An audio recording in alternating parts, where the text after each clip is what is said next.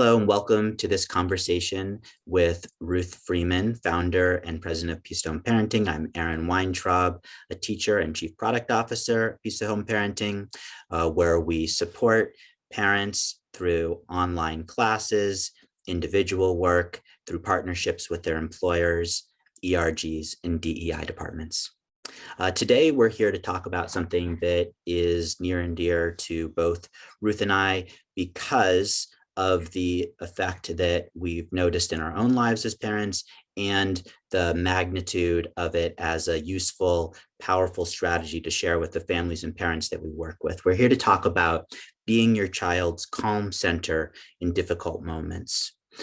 And I want to reverse the way we often do things and just jump right into a practical tool that somebody who only has a minute to watch this video could get. Ruth, if you want to share maybe your favorite, either for yourself or one that you like to share, and then I'll share mine as well. So the strategy that works best for me and which I practice regularly is simply belly breathing. And if I just breathe deeply to my belly and it inhale, my belly expands when I inhale and it goes down when I exhale. And I do that 3 to 5 times. I can feel everything slows down. My body gets calmer. And I've done it in the middle of literally Grand Central Station when we were late for a train. And now that I've practiced it regularly, it really works. I love that. And when it comes to brain calming strategies, which is what we call that as an example of, there are so many, it's just an embarrassment of riches. You can find them anywhere and everywhere. There's so many good ones, but some of them tend to be a little bit elaborate. And so if your calming ritual, which is about establishing a path in your brain to recognize that this signal is to calm down, to be centered, to be there and be present, if it's overly elaborate and involves sitting on a certain mat in a certain place with certain sounds or smells or clothes, then it's very difficult to use it when you need it because frankly, that would be very distracting in a school or work setting. So what I love about yours is that it's usable wherever you are. And so it's practical for the times that you actually need to use that skill. And mine is very similar. I take my hands and I make 2 fists. And for each in-breath and out-breath, I open 1 finger. And I like this for the same reason, because you can stick those hands in your pocket, under your desk, wherever you need to. That's one reason, is that it can be hidden. The other is that it can be visible, so that you can use it to show your child or your partner when you're doing it, right? And that signals to them as well if you've built this ritual together. Another reason I like it is because it's relatively short, just like Ruth's. It only takes 60 seconds to go through 10 fingers, but you can repeat it as often as you need to. And the last reason that I love it is because it starts in this fight, flight, or freeze emergency brain position and ends in this trusting, relaxed, safe position. So that's mine. And I think that one of the things that's another parallel between your tool and mine, Ruth, is that connection with the breath. Can you say anything about that?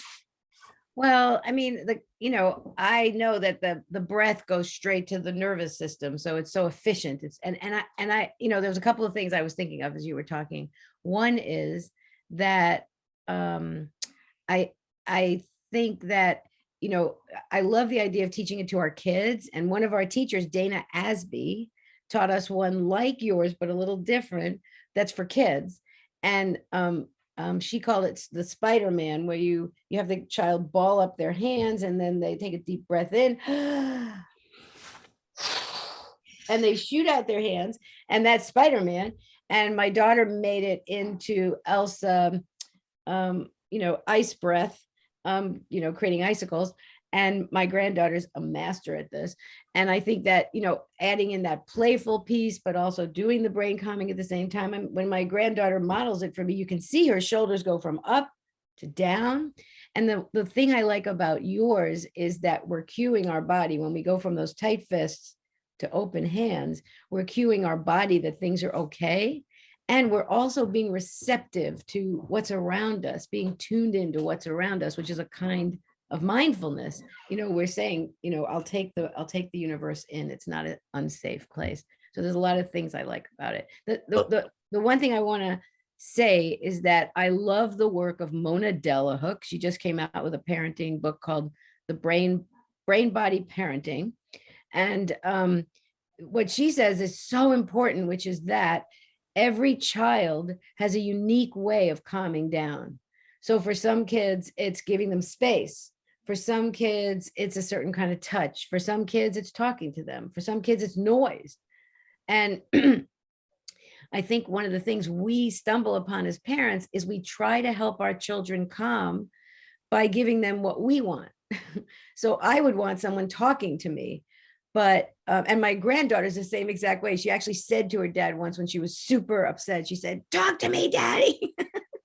And I was like, oh wow. But other kids want space very clearly. And I think the challenge of understanding what our unique brain calming practices are and understanding kids' unique brain calming practices requires observation and reflection on our part. And relationship, as well as we help them build those practices. And that's one of the things I appreciate about the one that you just shared, is that it adds in another dimension of playfulness when you add it. Spider-Man's been around long enough that I think, every generation in your house can relate to that. And that playfulness, sometimes when we hear mindfulness, we take it so seriously. It feels really serious. Like you got to be serious and mindful. Like a centered person is serious. And playfulness is such a powerful tool. And I'd call it, if we had to pick some legs of the stool that Peace at Home Parenting practices are built on, I think I'd give that an equal footing with this calm center practice. And so when you combine them in a powerful way that signals safety to the brain, it just opens up the possibilities for social learning, for engagement, and for problem solving. Yes. And Erin, you've been bringing the message of be your child's calm center to Peace at Home Parenting since the day you arrived many years ago. And now neuroscience is showing us that it's increasingly important, and certainly since the pandemic for all of us. And the thing about playfulness is, and I want to be clear about what we mean by playfulness. It doesn't mean sitting down and playing Candyland with your child necessarily. It can be just being silly, or taking a puppet to say it's time to go take a bath, or to be ridiculous with your teenager. They already think you're ridiculous, so be ridiculous with them. It's not making fun of them, but it's being silly in some way or other, or having fun, or making a little dance party. It's playfulness. And playfulness not only calms the brain, and we have to have a calm brain to be playful. So for many of us who grew up in complicated families, at least 2/3 of the population had at least one adverse childhood experience. So for most of us, our brains have to be calm enough to be silly and playful. And so we have to calm our brains in order to do it. But when we can add that playful element, it not only calms our brains and the child's brains, but it actually opens the child's brain up to learning, which was sort of new for me to discover from Joanne Robinson, one of our teachers. So the child becomes more receptive to guidance and connecting. But we have to have brain calming practices in order to be playful. If your brain is on alert and you're looking for danger and you're trying to protect your kids, which we've all experienced, we're not going to be able to be playful, and kids will be more stressed. So it's an ongoing challenge, I would say. That's right. Yeah. And it can be either a vicious cycle of worry and passing that on to our kids, or a virtuous cycle or of being calm ourselves, being able to be playful with our children, calming them, which signals back to ourselves that positive feedback. We all love to see our children laugh and happy and relaxed. A couple of things about what you said that jumped out to me, playfulness as distinct from play being an activity a time that you set aside for individual activity with your child, preferably at their direction, and choosing playfulness as a way of being. And then that distinction, which is so important, of playfulness with rather than making, something that can feel dismissive or making fun. And usually what that happens, the way to tell that apart is that you take a down position. You're being silly, you're being vulnerable. And somebody can only be vulnerable when they feel safe. And that's another mechanism that is a powerful signal of safety to your child's brain. If you're being silly, this is I think of that movie Life is Beautiful, where the father signaled safety to his child. He was able to create this whole universe just through playfulness.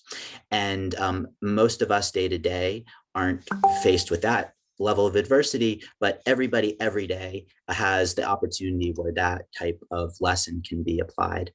And Ruth, I wanted to just ask you, we've gone through a couple of specific ways to create Calm Center and combine it with playfulness for an exponentially powerful effect. We've talked about how to build this to some degree with your child. Could you just say something about why this is so important to you, why this is top of your mind right now at this time, at this moment that we're in? So at Peace at Home Parenting, we are really focusing on addressing the pediatric mental health crisis. We're hearing from parents and professionals that parents can't find therapists. They're waiting to get their child into therapy. They're showing up in emergency rooms with children out of control. Parents don't feel safe. They don't think their child is safe. There's a crisis around suicidality among kids. And there's so many concerns about mental health. And Bessel van der Kolk says that the parent-child relationship is the best mental health strategy we have. I can't remember the quotation exactly, but Most powerful intervention, mental health intervention, I think. Known to humankind. The parent-child relationship is the most powerful mental health intervention known to humankind. And Bessel van der Kolk is the father of trauma studies here in the US. And we just know that parents have tremendous influence over their kids, but they don't always recognize that influence. As parents, we're often focusing on getting them to do their homework or come to the table or brush their teeth. But really, these relationship strategies of connecting and having joy together and routines are so brain calming. I just want to highlight routines. But the point I'm making is that as parents, every day, parents are doing great things to support their children's mental health, but they don't always know that these are important, great things. And sometimes we're doing things for our kids that aren't necessary, and we're spending lots of time doing lots of things, but we don't really know which are the ones that are really important for our kids. And that's what we love to do at Peace at Home, is make parents' jobs easier by saying, you don't really have to do that part, but this is the part that really helps. And one thing that really helps that parents already do, but they may not understand the influence, is the process of creating routines with your kids. And it's pretty simple. It's sitting down with the family, talking about what's going to happen when you come home from school. How are we going to construct that time? What happens when you first get home? What happens next? How are we going to make our morning routine? What should happen first? What should happen next? And just the process of creating the routine together is very helpful to kids. But routines, knowing that when I come in from school, first thing I do is have a snack, and then I go outside and play, and then I do my homework, and then we do this, and then we have dinner. So boom, boom, boom. And the order of things being set doesn't have to be exactly the right time, but having an agreement that the order of things will happen a certain way actually relaxes the brain. If I know that I'm going to have a snack and then I get to go outside and play, and then I have to do my homework before I can have a little screen time, if I know all that, it just happens automatically. Discipline becomes a whole lot easier. Kids become more independent and they're less stressed. Parents aren't arguing with them to go clean up their room on Thursday before they can go out and play. Where did that come from? So we have, a cleanup time. We know when that happens.